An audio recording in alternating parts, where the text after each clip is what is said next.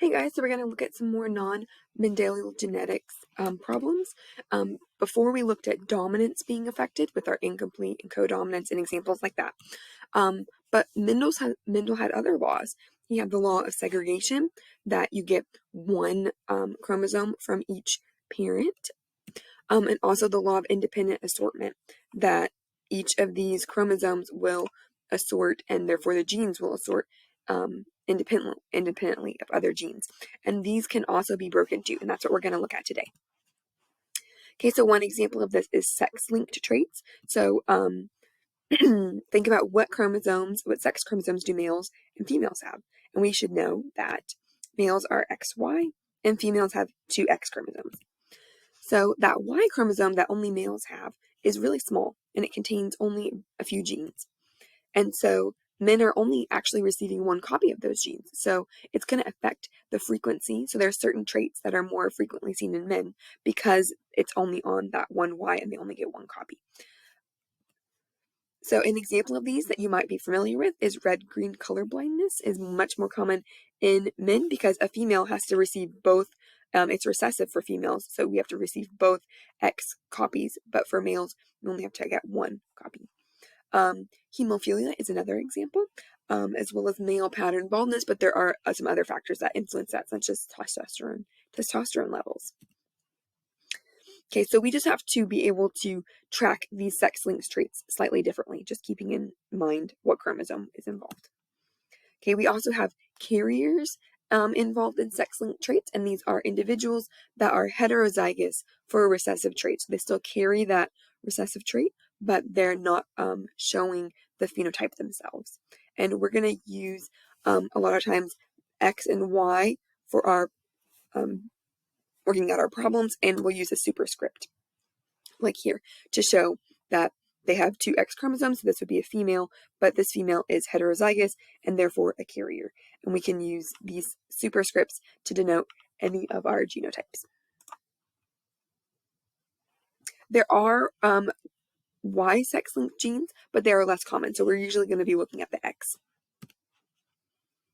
Okay, so here's an example across for red-green color blindness. So here we have a female, because there's two X's, and notice that she is a carrier for red-green color blindness, because she has a recessive allele. And then the male here is going to be a dominant, because they only have that one copy. Okay, so just like normal in because of Mendel's law of segregation, only one copy is given to each offspring. So this is showing the possible gametes. Okay, and then we just set up our Punnett square like normal. So we have the female over here, where we have these two options, and then we have the male up here that we've drawn. And then we just fill in the chart like normal. And we notice also that 50% of the time we're going to have a female, and 50% of the time we're going to have a male. So we can even then see of the females, some will be carriers, and then of the males, we will have 50% of their males, or 25% of all the offspring, being dominant and not showing color blindness, and 50% of the males, or 25% of all of the offspring, showing color blindness.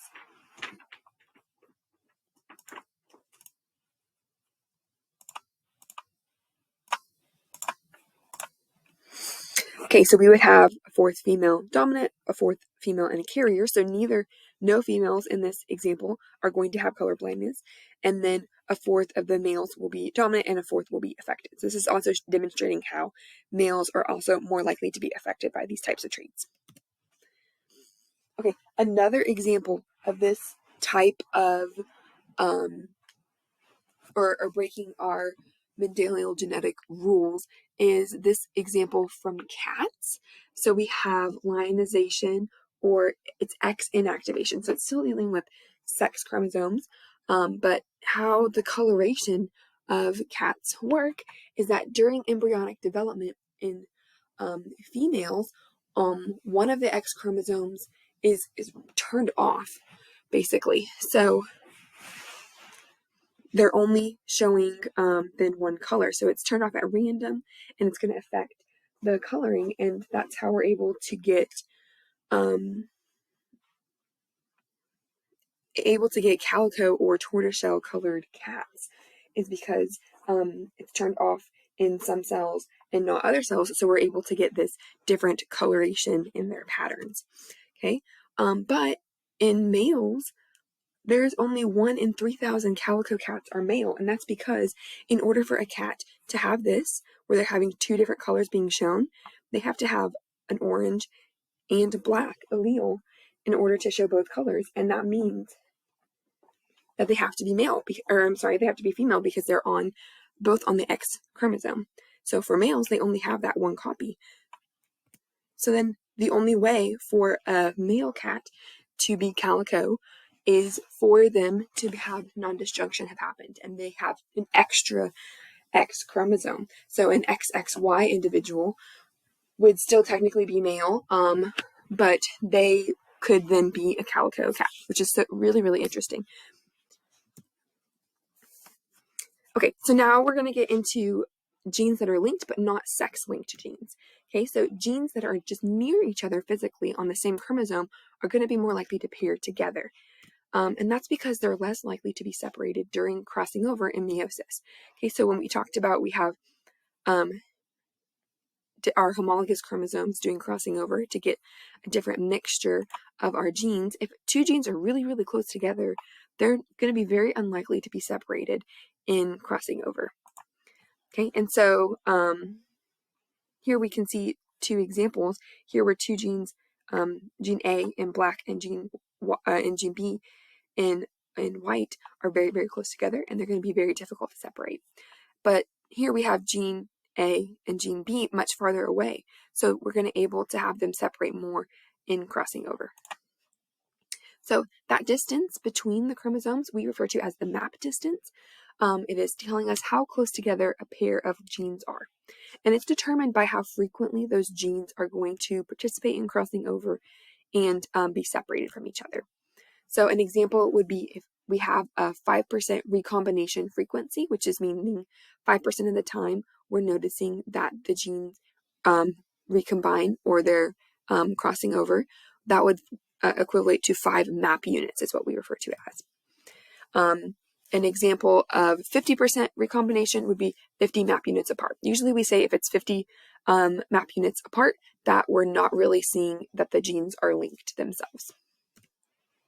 So they have to be linked, they have to show that recombination frequency of less than 50% to be close enough to be considered that they're linked.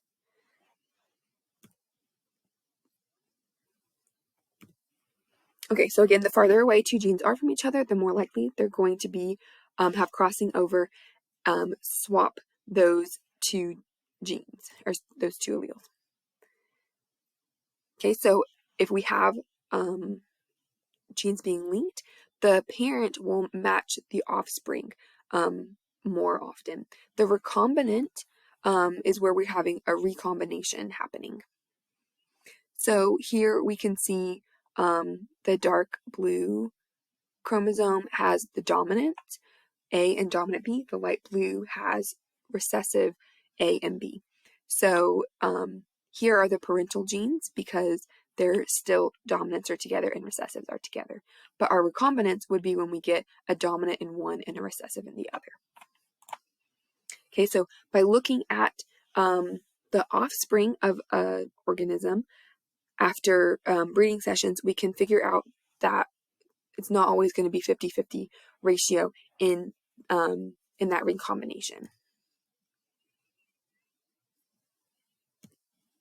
Okay, so we can then do that once we figure out how often it does occur, and when it's not 50-50%, we can use those percentages to figure out how far apart the different genes are and where their locations are. Okay, so here's an example where we have 4 different genes in this case, looking at different things. This is for flies, so we have wing length, eye color, body color, and wing shape. Okay, so again, we would use dominant capital letter and recessive lowercase letter. And for this example, it looks like gene B and gene D cross over 40% of the time. So therefore, we're going to represent that by showing that they're 40 map units apart. A and D cross over 25% of the time. And usually when we're doing these crosses, we're going to cross an individual who's completely dominant with an individual who's completely recessive, just because it makes it easier to tell when we have a recombination happening, because then we'd have a mixture of dominant and recessive alleles. So here's an example where we have all dominant. And they're going to compare it to each other to figure out the map units. Again, remember the percentage, 40% here, is the same as saying 40 map units away. So here's an example. They will give you like the percentages from the crossing over, or we might have to calculate those percentages based on numbers, and I'll show you how to do that in a little bit. But here we have our percentages, and now we're just able to, it's kind of like a puzzle, figuring out how far apart each of these different genes are. Okay, so the easiest way is to start with the biggest percentage. So here we see P and Q have the biggest percentage. There's 40%, 47% recombination. So we're going to put P and Q on opposite ends of our chromosome and say that they're 47 map units apart. Okay, so we finished that one, crossed it off. And next, we'll just do the second biggest. So our second biggest is P and R here with 33%. So we're going to put P and R with 33% here, 33 map units. So notice that P and R are going to be farther apart, and we'll cross that off. Now we'll look at R in relation to Q. R and Q should be 14%. And we want to double check that it's in the right spot. So 14% here. So this 33% plus our 14% should equal this 47% from P to Q. And it does. 14 plus 33 is 47. So it seems to be in the correct location. Now we just need to figure out where S is located. And we have a couple different options. We know R and S are 8 map units apart, and we know Q and S are 22 map units apart. Okay, so we need to figure out on which side of R or Q it is located. Okay, so we can say, well, maybe S is on this side of R, and it's 8 map units over here. So if that were true, and it was 8 map units over here, it would have to then be, according to this, 22 map units away from Q. But we know that R and Q are only 14 map units apart. So that's 30 map units if S was over here on this side, and that's not lining up with our 14%. So let's try then if S is on the other side of R. So if it's over here and we have 8% here, we still have our 14% here. So that looks like a much better solution. And also we can check that that 8 and 14 is going to be 22, which is what we're seeing here. Okay, so we can kind of use these to logic out the location of the different chromosomes, or the different genes on the chromosome. Okay, so here's another example in fruit flies, and we can figure out, is this gene linked or not? Because they're not usually going to tell you. They'll give you an example of what we observe, and you have to figure out if it's linked or not. Okay, so we look at the offspring. In this case, we can use a heterozygous parent and a homozygous recessive parent for our test cross. Because if we have that cross, we would expect a 1:1:1:1 ratio, or 25% of each one having each of our different options of phenotype. So here we're looking at body and eye color. So the parents, we have red-eyed individual with a tan body crossed with a brown-eyed individual and a black body. So we would expect this, where we get 4/16 or 1/4 of all of the different options. Okay, and then how we would tell if it is sex linked is if we don't actually see that ratio from this cross, which we know we should expect this. Okay? So instead of that even ratio, we have those two phenotypes from the parents being preferred.